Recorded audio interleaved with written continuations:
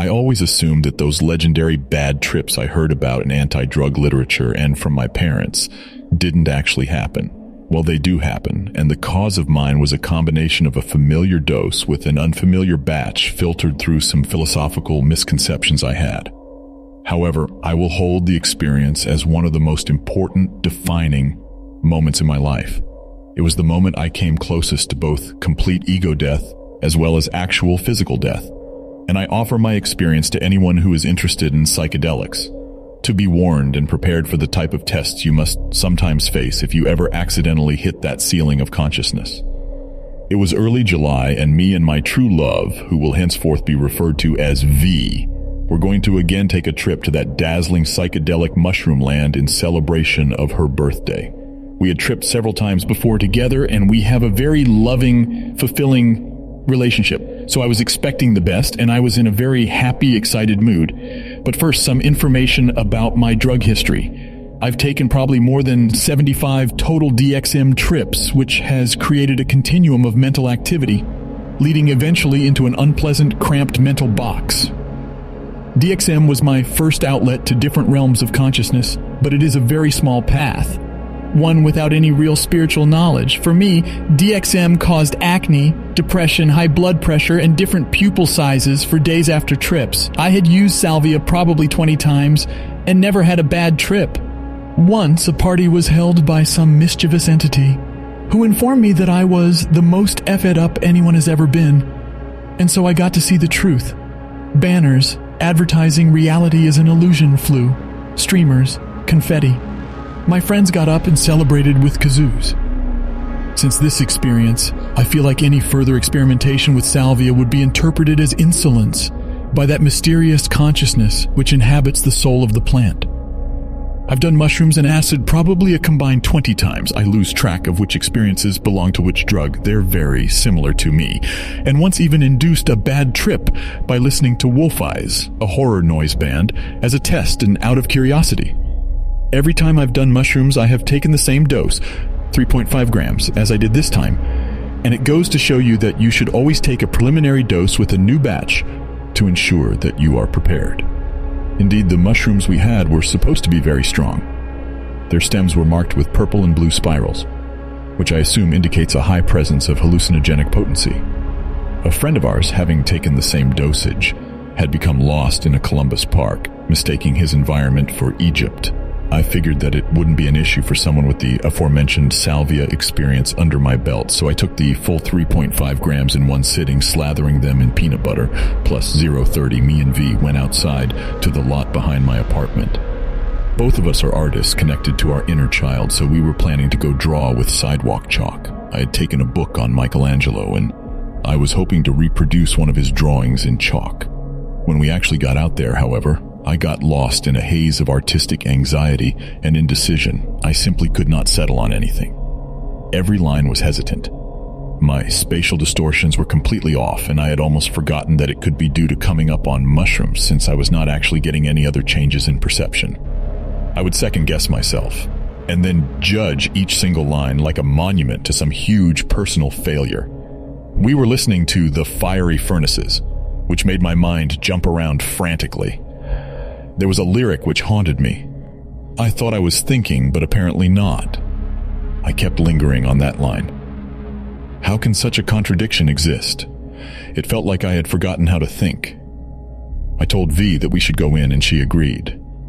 She was not getting good work done due to similar mental circumstances. Inside, I started to realize that I might face something really big, and I wanted to have a full stomach so that the mushrooms alone weren't the only thing in my stomach. I prepared a sandwich, took one bite, and couldn't take another. I wanted to drink something, but all the cups were dirty. We decided to try to watch a movie, and within 10 seconds I realized I would be unable to follow it. I put on a blanket because I was cold, then I realized I was hot. All of this was adding up to a state of nervous contradiction and negation. I started to become just really irritated and borderline angry. I decided I should just try to sleep, so I threw off my clothes and took out my contacts, which were itching badly. I tried to induce vomiting because I felt sick but couldn't. I told V to find and put on Godspeed You Black Emperor, but she was unable to find the CD. Later on, I realized this might have been a subconscious desire to have an appropriate soundtrack for the end of the world. At this point, my thoughts were racing. Want to draw but feel blocked, want to eat but not hungry, want to drink but no clean cups, want to watch a movie but can't follow it, feel like vomiting but can't. Want to listen to Godspeed but can't find it, got ready for sleep but can't because I'm losing my effing mind. I am in bed with my face into the pillow, pulling my hair. V comes in and lies next to me. Me, this is awful. V, I know. Me, I need to forget all of this. I start to cry. V, we poisoned ourselves, we just need to sleep, and when we wake up it'll be like nothing ever happened. She goes to clean a cup so I can have a drink of water. With my eyes closed, I see what I can only describe as a slot machine. Infinitely long and tall, that adjusts in perspective according to my head's actual position. On the face of each is a picture of myself in a different emotion or physical state. Whichever picture is located in the center of my range of vision is the emotion I feel fully. But the slot machine is cycling at such an alarming rate that I am feeling what I estimate to be 10 emotions every second. My facial muscles work to accommodate each emotion, and I essentially lose control of my face. I feel extreme pain, followed by extreme euphoria for a millisecond each. I feel essentially everything at once. Finally, the slot machine rests on a single face. Madness. It is a picture of myself in green, clawing at my eyes. I realize what is going to happen. When the machine adds the sum total of all I've been, I will be defined, and I will die. Some scientists speculate that since the universe exploded from an infinitely powerful singularity, the gravitational field may one day become too weak to sustain this expansion, and the universe will start to gravitate inwards and collide into another singularity, possibly to restart the entire process anew. I see every human consciousness as analogous to the Big Bang. Throughout our experience as humans, we become more and more complex and organized from our embryonic states to the point that we grow up and start integrating concepts into patterns of thought, behavior, emotion, just as the universe organized into clusters of planets and stars, comets, black holes, etc. As I'm running from the bedroom to the living room to find V, all the concepts and truths I accept regarding nature, matter, humanity, sociology, biology, philosophy, art, they start to rapidly compute into analogies which physically connect to one another.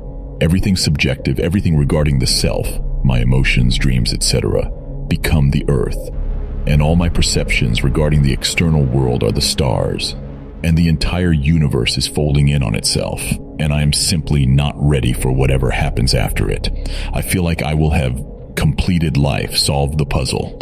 It was as if I have seen every part, or almost every part, through my observations and how they fit together, so I was worthy to view the gestalt, the whole form, one singularity, and I thought, no one would be allowed back from seeing that because you must be outside of that form in order to view it. I thought of what V said, it would be like nothing ever happened. I thought I would die for sure, but I also thought I might be reincarnated, maybe due to her statement, when you wake up. Or simply exiled somewhere away from this world that I know and love. And I didn't think a living person is allowed to see what's on the other side of the end of the universe. Near this time in my life, I was extremely immersed in Ayn Rand's novels and objectivism as a practical philosophy. For those that don't know, her philosophy revolves around the love of the ego and the virtue of selfishness, or at least rational self-interest. Being an artist, the fountainhead greatly influenced my drive to work hard at learning my craft rather than just sit around and wait for inspiration. However, worshiping my ego and reveling in the separation between me and my environment will not allow me to sit complacently as it dissolves. I mistook my ego for my actual life, which I believe was not actually at risk. I tell her, I'm going to die. Call 911 right now. She refuses on the grounds that I am just having a bad trip. So I run to my neighbor's apartment right across the hall. I'm frantically trying to get them to call, but they demand to know the situation, and I don't think I can even take the time to explain without dying first. I feel like I'm being tested. If I am able to go out into the world in my underwear at the risk of public humiliation, legal trouble, hospital bills, potentially losing my job, I worked in a movie theater located in the outdoor mall area right next to my apartment complex. Having my parents and the world see me for what I was, exposed and scared and on drugs, then I would have earned my right to live, as I attempt to run out of the building V, and a neighbor attempt to stop me. The neighbor is about twice my size, and both of them are grabbing me as hard as they can. I am pulling on the doorframe with all my might. I feel their hands as 1,000 corpses' hands trying to hold me into my coffin. Gradually, they let go, and I fly headfirst off the concrete steps, flat on my face, fracturing my nasal bone, bloodying my face. I don't even register the pain. It feels like I just fell through a huge number of patterned walls. I take off running as fast as I've ever run. I don't have contacts or glasses on, and since I'm legally blind without correction, I can barely discern forms from blurry blocks of color. The sun is setting, and I run towards the exit of the apartment complex. I get a car to stop and tell the driver as calmly as I can, under the circumstances, that I have poisoned myself with mushrooms and need help. He says, "Nah man, I got kids in here." I look and do not see kids. I assume that he was basically the universe's analogy for this cokehead idiot I know, who inexplicably always wanted to hang out, even though I made it consistently clear how little I respected him. I always made these half-assed, transparent excuses not to hang out, and now there was some universal equity. Next, I turn towards my place of employment. I get to the back of the building and successfully stop a car with a man driving and a woman in the passenger seat. I try to the best of my ability to explain to them that I am going to die, and I jump into the back of their car and demand that they take me to the hospital. The guy gets out, comes to me, and starts hitting my legs and trying to pull me out of the car. He's yelling, "Get the fuck out!" I associate the door he's trying to drag me out of with death, and so the opposite door, the passenger's side, must be my chance at life. I scramble across the seats, onto the woman's lap, and then out her door. I run as fast as I can into the parking lot. My brain is in a whirl, and I figure out that the security guard for the theater, who shall be referred to as X, can help me. I've known him for several years, and I figure he would understand I was on drugs and needed help, and I trusted him. And at this point, he represented the concepts of security and life, a trusted friend and rational problem solver.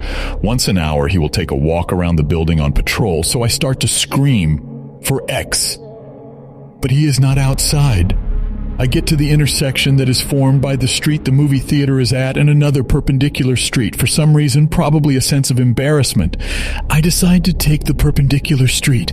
I love my job, and I was glad to be able to keep it after this incident, but if I had simply obeyed the rules of the game, clearly internally defined at the outset, I wouldn't have faced the trouble I am about to explain to you. As soon as I reach the other side, I'm standing outside an ice cream store. There are probably close to 20 people eating outside and loitering around. I cannot see, so everybody there appears as faceless, non-specific people. I ask them all to help, and everyone keeps turning away from me. Looking back and realizing how scared people must have been, I understand, but still wish someone had acknowledged me.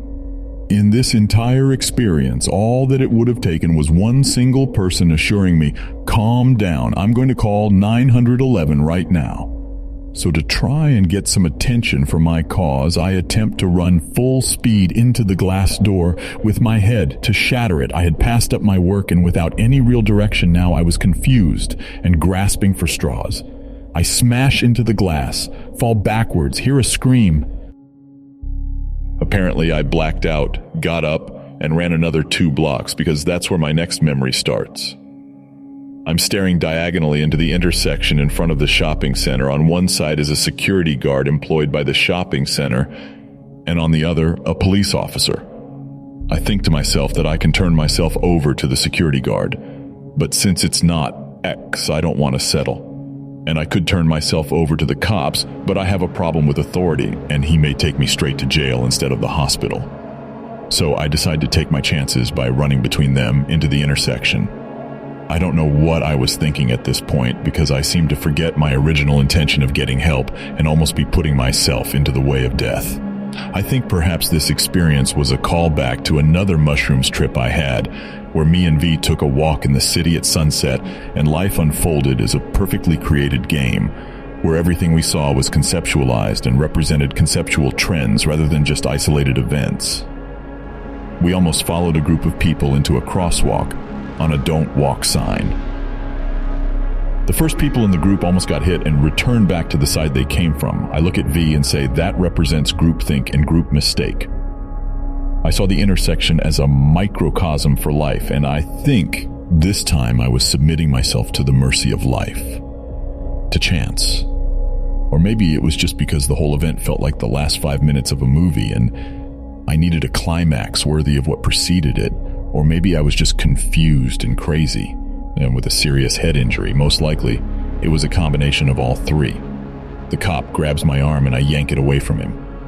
As I approach the geometrical center of the intersection, a millisecond timer hits 0 hours, 0 minutes, and 0 seconds, and then it starts into a positive counter.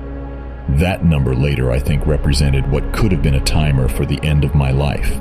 And when I got there was a coin flip to see if I lived or died. I get to the other side of the intersection and I feel my muscles lock up and see everything fading to black. When I come to, I'm in an ambulance. I'm told that I was tased by the cop as soon as I got to the other side of the intersection. At the hospital, I am diagnosed with a brain hemorrhage, a fractured nasal bone, a bruised rib, and tons of lacerations all over my feet and body. For 2 days, I am in the ICU and spend another 4 altogether. They were extremely close to having to drill into my head to relieve the pressure, but thankfully they never did, and I survived without any enduring injuries. My stepdad's military insurance thankfully covers the medical bills, so I have no expenses besides the court costs. I get $700 in fees, 2 years probation, and 5 years where any alcohol or drug charges will cost me 7 months in jail. And as I leave the courtroom, I feel such an immense happiness and love for all things. I am extremely fortunate for the way everything turned out. I feel like Dostoevsky facing the firing squad, only to be pardoned at the very last second. This event gave him inspiration. Most of his books reflect this theme of near-death experience. And it also gave him the drive to finish some of his greatest novels, being completely aware of the fact that he would one day die. This event has affected me in very much the same way. This will be one of the most defining moments in my life, and one I will revisit often in art. During the first month or so after this experience, I had very little recollection of what it was that had caused this madness. And I was sure that I would never, ever take psychedelics again. My mind blocked out a number of details that slowly, little by little, came back to me. It seemed like everything that had happened in the peak of the trip was too much for my brain to comprehend, and so it buried them under waves of mental noise. When, almost 3 months after the experience, I had decoded the last of the information, I started to realize that the trip is concurrent with a lot of Buddhist ideals, and with the concept of ego death in general. It was not, as I first assumed, that I had seen something as meaningless as a giant refrigerator monster chasing me down, trying to eat me. I had viewed the truth at the end of all things. Everything is one. As Phil Elverum sings, "The world is in me and I am in the world." Altogether, it was not the trip that was bad, it was my attitude towards it. It was the worship of ego I had adopted. I consider it a failing of myself and not of psilocybin, which truly caused this experience. I have been researching Terence McKenna recently, and although I'm too much of a rationalist to agree with all things he said, it would appear, based on my experience, that psilocybin lets me contact something which is pure information. I like to call this thing the logos. My definition lies somewhere between McKenna's and Aristotle's. It is the entire logic and balance of the universe, the thing which binds matter together, and also the process of organization into hierarchies. The logos, at least, has complete knowledge of the individual which is communicating with it, perhaps of the entire history of genetic information, and even more so, perhaps even over the entire history of the universe and beyond. In the future, we will master these realms to apply engineering and science to these inner worlds, which are truly the most mysterious thing we are capable of currently exploring, probably more so than the local areas of space which we can explore while still dependent on combustible fuel. Will I ever do psychedelics again? Yes, and I do not answer this question lightly. I genuinely feel, as someone receptive to these experiences, I usually trip roughly twice as hard as everyone I know under equivalent doses. And as someone with a rational, adventurous mind, I have almost an obligation to the future of mankind to report, through my art, those truths behind this world that we know. I'm taking a 5-year break, enough to wear off that suspended jail sentence, but after that, I eagerly await the worlds to find on the other side of ego death. Mind and body set, overworked and sleepy, though no bad thoughts or experiences happened recently. Setting my room alone. Prep none to very little, didn't eat 8 hours before the experience. A little about myself, I'm 21 years old and have a quite long history of drug use. About a year ago, I started experimenting with psychedelics, like mushrooms or Salvia divinorum. Since then, I have had at least 8 trip sessions with shrooms. Most of the time, I would trip at a friend's house. Only 2 of the trips were outside in public, and I have had high-dose experiences at least 3.5 G. But I wanted to kind of get out of this drug using mindset of having tons of fun and see if I could use the mushroom trip as a tool for exploring my mind, my own psi. The first time tripping alone, I started with 0.5 G of dried mushrooms Golden Teacher. It was a very, very mild trip, and this time I wanted to go deep. So this try, I took 2.2 G of dried mushrooms Ecuadorian. This is what happened. 10:30 p.m., mushrooms cooked as a tea and ingested. 11 p.m., I start feeling little bits of the mushroom, but not harsh. Talking to my trip buddy on the telephone, waiting for it to kick in. 11:20 p.m., I really do start feeling the heavy effects of my dose. I hung up the phone, turned on some music, and kept sitting at my computer, waiting for the right time to lay down on my bed to start exploring. At this point, the distortion of reality started leaving pretty quickly, and I started seeing patterns that I always see when I ingest mushrooms. Objects were morphing, walls were breathing heavily and lighting up in different colors.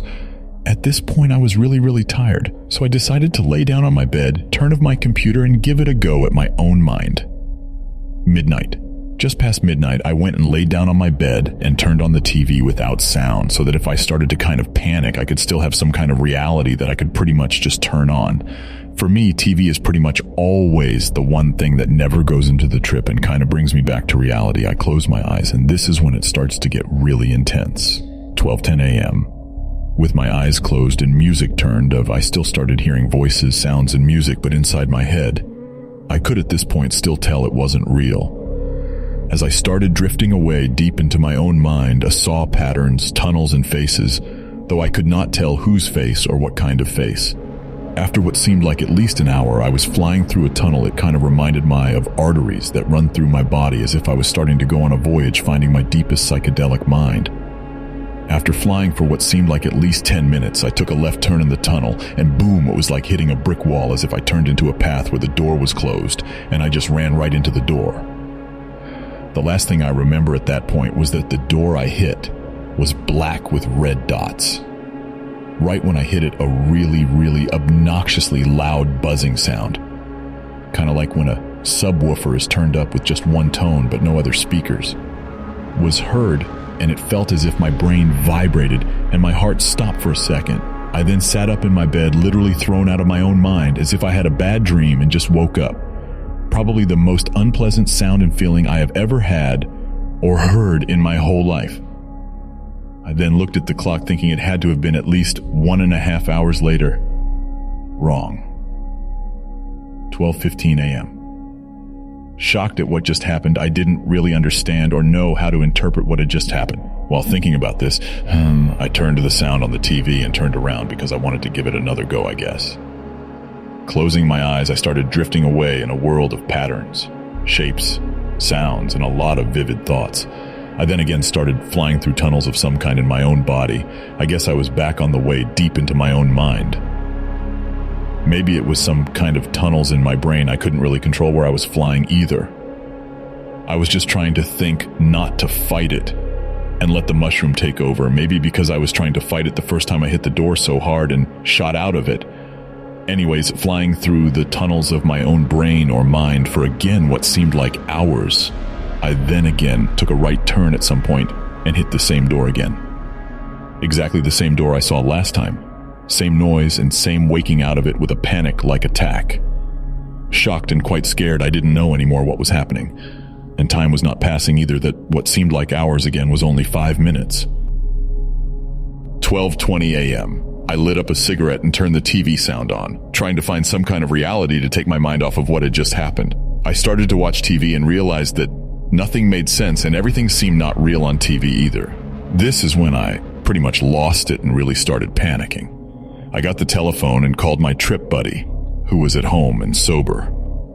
I tried to explain what had just happened and he had to start calming me down. I didn't know what to do anymore. He then told me to get some food from downstairs and something to drink and just sit with him and talk, which was probably the best thing that ever happened that night. I got a glass of milk and a piece of toast, knowing I was probably not able to eat anyways. Going downstairs, I noticed that I could hardly walk. Talking to my trip buddy really helped a lot, at least what was going on in my mind. From the outside view of my room and how things have changed, it didn't help at all. I was still having really heavy time and visual distortion, even seeing things that were not quite there, lights and stuff like that. 1 a.m. At this point, I was calmed down to a point where I was starting to be okay again and almost ready to be on my own. 1:30 a.m. I got myself another glass of milk and a whole bunch of cigarettes and sat in front of the TV, hanging up the phone telling my buddy that I was all right and okay to be alone again. The effects started to were of, at this point, slowly, really slowly, things started making sense on TV. 2 a.m. Trying to get time to pass, smoking one cigarette after another, watching TV but laughing. I was just scared of falling back into the deep trance-like state I was in earlier and hitting the closed door again. I tried to stay awake as long as I could. Watching TV, at some point it happened again, the sound and that feeling. This time it was a lot less harsh though, just like a little rude wake-up. But this time I wasn't in deep in the experience anymore. I shook it off and kept watching TV. 4 a.m. I think the effects were mostly gone, just a slight afterglow. 4:30 a.m. I think I am ready to go to sleep, but kind of scared still of hitting something while drifting away. It was the most unpleasing thing or feeling I have ever felt, really. 4:45 a.m. Fell asleep, I guess. All in all, I have had a bad trip before, walking out in public and getting lost. But this was way worse. The things that were in my mind were just really weird, and time would not pass. At this point, I don't know when I will do mushrooms again, but I do know I will never do them that unprepared and tired again. Oh, and probably not alone. I think the door with the buzzing noise that I was talking about was maybe a door I could not open. That's probably the difference to really experienced users and me as a not that experienced user. Or maybe it's just doors that real shamans can open, or I might not even want to see what's behind it. It kind of freaks me out thinking what might have been if I would have opened the door. Individual profile, female, 28 years of age, about 140 pounds. Active and fit, practicing yoga and dance daily. No prescription drugs for the past year. 10+ years experience with marijuana. Much of my lifestyle is a spiritual one, practicing meditation, shamanism, and divination, tarot cards, and offering and teaching these skills and gifts professionally to varying degrees. I believe in and spend time with animal spirits and plant spirits on a regular basis. I have belief in fairies and have experienced OBE and bilocation in hypnosis. I seek to embody authenticity consistently, embrace the flow in, around, and through me, and be the best myself I can be by experiencing my life fully and with intent and gratitude. Dose size taken, about 3 grams of dried mushrooms. I was informed by a reliable, experienced person that they were particularly fine-looking specimens. Method of ingestion, chewing, and swallowing.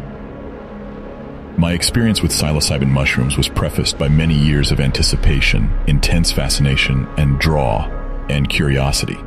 I am presently age 28 and have been researching psychedelic experiences, specifically of the mushroom, but also of other earth-grown substances like ayahuasca, peyote, and datura, since my teenage years, including extensive reading on texts by psychedelic pioneers like Terence McKenna, reading experiences, science, philosophy, shamanistic accounts, and so on. I had also discussed my interest with various people who have had extensive experience in the psychedelic realm, and I finally felt ready to accept the journey. I believe that much of my fear that kept me from going on the journey when I was younger stemmed from a faulty belief that, due to some family history with schizophrenia, that I would somehow slip into eternal madness, the result of being negative, programmed by the many lies of anti-drug propagandists that we all know and love. After I realized this was not the case, partially due to inner work, realizing how I had been programmed to believe lies that have been designed to keep me back and conquering these inner hurdles, partially due to my extensive research that assuaged these fears as being unsubstantiated, especially for someone with as much intent to grow spiritually and mundanely, as well as psychedelic experiences I've had induced by means other than substances through practices like yoga, and by spiritual means, specifically certain beings that I believe are directly connected to the spirit of the mushroom. I believe that these experiences were trial runs for the experience to be described in the following. In many ways, I feel that my experience both lived up to and fell short of the way that I envisioned it to be like. To qualify that last statement, the experience fell short in that I imagined myself experiencing and wanted to experience an interaction with the earth and living kingdoms on a mass physical scale, something like a dual astral physical experience. However, after my journey as it was, I realized that I did not actually have to have that experience, and that I, in fact, was able to connect with life and the energy of the earth and her life forms in a way that was direct, immediate, and just as far-reaching as if I had, say, had an astral flight experience into the layers of the planet down to the center. A couple of days beforehand, I had been at a festival surrounded by good vibes and lots of creative and loving energy. On the last day of the festival, we were informed that one of the attendees had passed away of natural causes. I did not know him, but was affected nonetheless, as my community is a tight-knit one that shares a lot of love for each other. As such, I had been thinking a lot about death and life, and love beyond this mortal material plane. My intents for taking the dose, according to my notebook that I kept while I was traveling, were as follows: to allow the inner voice to tell me why I am here, or whatever wisdom it wants to impart into me. I want to become more aware of my path. I would like to learn whatever truths/techniques I can to better be able to communicate my needs and be comfortable living in harmony with those around me. Connection with all that is mystical and magical experience. Sensory increase, inhale love. Exhale gratitude. 0 o'clock, I decided to go on the journey alone, and after being assured by a person who I trust that doing so would be safe for a person like myself. My partner was waiting for me within ear's distance away at our campsite, and I instructed him that if I needed help, I would shriek my flute very loudly. I walked a few minutes and found a beautiful old tree, a mother tree with exposed roots. I sat down on some moss nearby and lit some sage and lavender to bless and clear the space, created a crystal grid, and relaxed for a while before I decided to start eating. The mushroom was delicious to my taste, nutty, robust, earthy. I do love culinary mushrooms, though. I ate 1 cap and 1 stem, leaving the second cap and stem for later. I wrote, I am entering into this with receptivity and humility. I then relaxed and waited and observed the colors of my pants and crystals, pondered whether the dreamlike truth of reality would become more malleable, apparent, and workable. I noticed that in my crystal grid, my specimen of bismuth that is shaped like a ziggurat decided to lay itself facing down, and I noted the metaphor of going inward to the earth.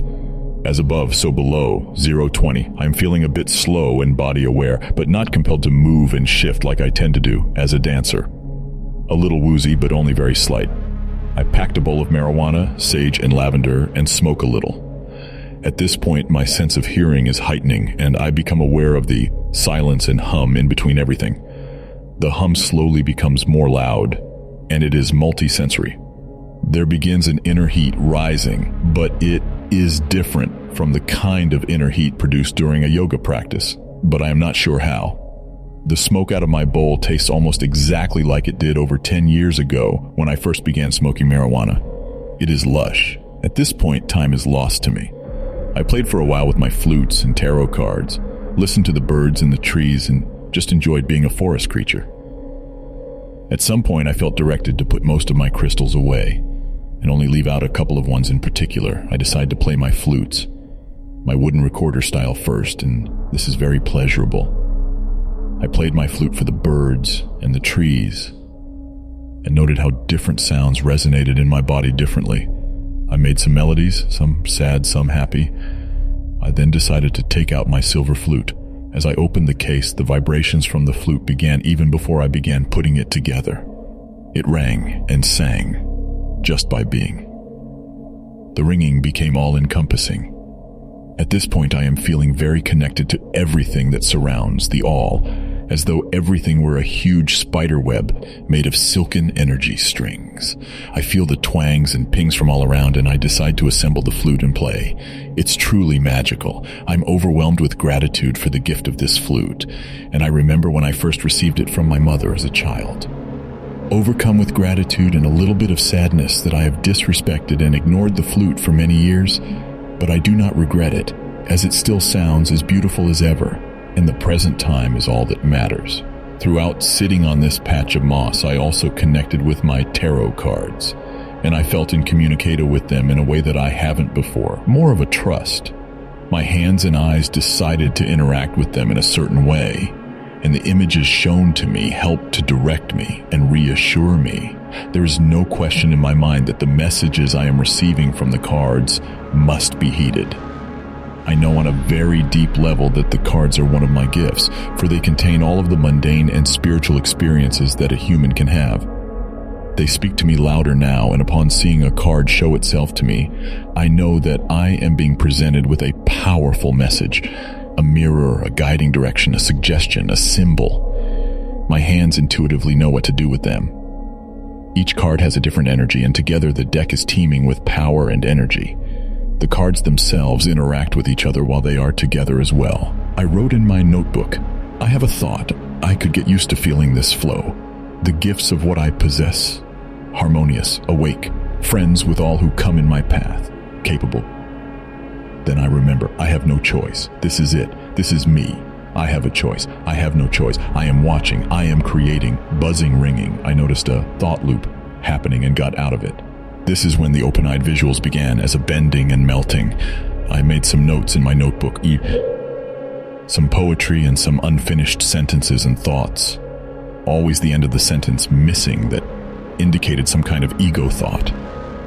I am beginning to lose track of my feelings and thoughts, just following directions. Throughout the trip, I resigned myself to receiving instructions from inner voice and my objects. I was moved to walk down to the bottom of the small hill and pray to the tree. I cried here. My crying was mostly about lamenting the reality of my existential situation. Being here.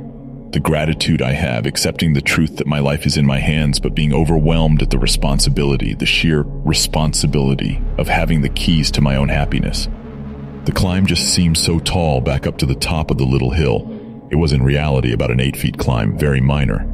My mind made up a story in which I was a mother who, in navigating her own experience, somehow lost one or more of her children in some kind of passing moment. Maybe while out foraging for food, a child is swept away by a river. I experienced this and experienced the tragic realization once the point of no return happens. As in when someone sees a horrible thing happening at a distance that they know that they cannot remedy or stop because there is no time to get from here to there, or it is out of the person's power. I cried at helplessness. I cried at the foot of motherdom, the earth, my own mother, and all mothers that have ever been, and asked humbly for strength and fortitude in all that was to come. At some point, I realized that the crying was not going to accomplish much after a certain point, and remembered to stop once I was done. At this point, the material boundaries between myself and the dirt and forest floor were melting.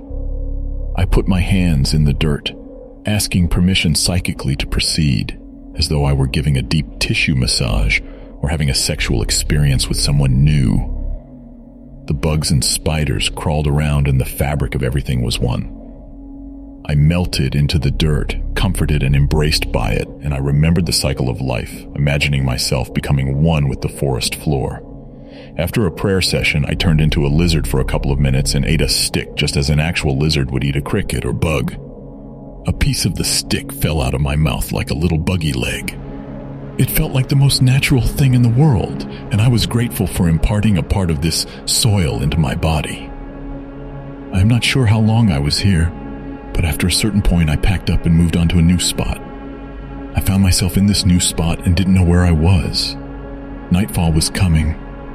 I became afraid. Not only because somehow I was no longer at the mother tree, but because my shouts on the flute and with my voice back to my partner were not being responded to. My compass on my phone did not make sense, and because of the lack of cell service, there was no way to contact anyone. The cell compass not making sense was one of the primary reasons that I began to experience the fear that I was dying. I knew I was still alive, but was transitioning, and wanted to do whatever I could to communicate with my loved ones before I left. I wanted to call my mother, my partner, and one of my yoga teachers, but knew it wasn't possible. In fact, not even much was possible, and I seemed to have little control over my motor functions besides being able to make contact with a couple of things. My bowl and tarot cards, 2 of them. I could put my things away, but couldn't really use them. My pen was missing. I knew that it wasn't the time to use any of these things, and so I resigned myself to becoming one with the soil again. My efforts to place myself in the material realm and make my last contacts were not working, so I essentially took this opportunity to perform final rites on myself. I took stock of my objects and imagined myself passing on there, leaving a body and backpack, my earthly belongings that were most precious to me. I imagined my partner being left with my car and large objects. I thought about my mother and tried to reassure her from beyond that I was okay and that I could not be more grateful for the life I was given. In this state, I curled up and said goodbye to the world. Much of this time was filled with considerable fear, and I did a lot of shadow hiding to protect myself against energies that I perceived as looking for me. That is, other plane beings that, although not threatening to my safety or life, they were not of completely benevolent intent, and I was in no state to deal with them, especially in this most holiest of times of passing on. In these points, I was very much in a state where laying low and staying put seemed like a better idea. I did a lot of crying and shared a lot of gratitude for my life, my parents, and my Earth Mother. I gave myself Reiki, blessed my body, and focused on my breathing, the breathing of the earth and everything that surrounds, accepting my place and my fate. At this point, things become really inarticulate. I came to the conclusion that death and life were the same, and that everyone dies at many points in their life, and that if I were to wake up as myself but in another plane of existence, in which the world that I was familiar with already as in the year 2014, my loved ones and possessions besides that which I had with me at the moment would cease to be, and the next people I would meet would also be living in a world of semi-amnesia, and it would be fairly easy for me to reconstruct a new life in this new world. Although I would miss my family and friends. I felt a little bit like the characters on the TV show Lost, where I was somehow placed in this spot in the universe. And I knew that at any time it could shift, and I could be thrust into or out of any number of different time-space locations. And I should just get used to it being that way. I resigned myself to the unpredictability and mystery of existence. I might have fallen asleep because at some point I woke up and decided that I was still existing at this time of coming to some sort of consciousness again. It seems I am lost in the woods not too far from my campsite. I feel safe but confused. My earlier calls to partner didn't get response. I have food and water. I said my prayers. I learned a lot. Not sure which way to go. It is 10 p.m. May 19th, 2014. Monday ... Tea is chilly, but definitely warm enough to sustain. Partner is probably sleeping. I miss him. I spent a while praying for help, thinking I was dying. I lay down and showed my appreciation for all in my life who I love. I believe I am lost in the woods. I called for aid, but it seems I'm just here. I have learned when this happens at night to stay put. I'm off my trail and be still like rock. Morning will come. I wish I was at my tent/car/ with my partner. Writing these things, I knew that I was coming back down to earth, and I remembered my logical faculties. Upon reading them again, the repetition of my condition to my notebook is apparent. I was definitely putting a lot of energy into remembering the very basics of what I knew, or that which I know to be true. I then at some point decided that my best choice would be not to stay put anymore, but to walk with my headlamp on and look for my initial spot. The most important motivation for this was that, at this point, if my partner hadn't come to look for me, that he probably wouldn't. And so the only way for me to find my way out, without making a huge unnecessary scene, such as screaming or something, I was in good weather with water and food and close to the trailhead, so definitely not in need of immediate assistance, was to walk. A few steps away was the path I had taken in, and it was just up to me now to choose which way to walk. I followed the direction that was shown to me by one of my objects, and lo and behold, a few steps on, and I found my crystal bag that I didn't even know I'd lost. I knew I was on the right path. I soon came out of the trailhead and saw my partner's fire burning in the distance. At this point, it was about 5 hours after I had begun taking the dose. Afterglow lasted for about an hour. The first thing I did when I encountered my partner was give him a hug and establish a safe zone where I could express the intensity of what I had experienced. I told him how much I loved him, and I felt compelled to explain to him some of the highlights, both what I would label positive and negative aspects of the experience. I did some work cooking a meal on the fire, but generally felt still and was okay making a minimal, slow effort, more so than usual. This was, for one, because I was still transitioning back and wanted to be cared for, but at the same time didn't see the need in exhausting too much energy. The feeling of everything being okay, that I was taken care of, was all-pervading, and I didn't seem to care so much about little things that would normally bother me. At some point throughout the journey, I buried the second half of the dose in the dirt. I felt that it was not my time to eat it, and didn't want to take it with me. I was directed to do this by a higher voice. It was at once an offering and an acceptance that it might be a while again before I take a mushroom dose again. It also might not be a long time, but the particular specimen that remained informed me without much question that it wanted to be in the dirt, unconsumed. I would definitely go on the journey again in my life, and if I do, I will go about it a little bit differently. I would like to experience it with someone else, first of all. Not each subsequent time, but I do believe that I want to experience it with another soul to experience the differences. I would also go into it with the intent to create and record my creation somehow. Record music playing or dancing, write in such a way that is more visionary and less about chronicling step-by-step experiences. Now that I have an understanding of how I experienced the world on mushrooms, I would go into future experiences with a better idea of what I would like to do on a material level that might provide for an interesting or pleasurable experience. And I would also tend to be more experimental and receptive. I would definitely go into it with more joy and camaraderie, whether with others or with myself or with the mushroom itself. This virgin voyage was conducted somewhat in secret. Although some of my experience was quite harrowing, I learned an immense amount. My understanding of reality, consciousness, and the interconnectivity of all things was reinforced. I was reminded of the love that I possess inside of me. I was reminded of my gratitude. I took stock of my life and found a deep peace and acceptance. I regained my faith in my inner voice and cleared out many of the cobwebs that clouded that voice for me. I realized forgiveness and forgave myself for my past transgressions and forgave my loved ones for theirs. I found a new level of fascination with and admiration for the earth and for my gifts and talents. Much of my experience was characterized by my movement being guided by another force. I am a dancer and movement artist and a teacher of movement meditation, and so my awareness of my body was something that remained pronounced to me. A good way of describing this would be that the path of least resistance became apparent to me, such that at times there was only one real option for a way to move. My body literally flowed through everything as though in a current, yet at the same time I definitely made choices.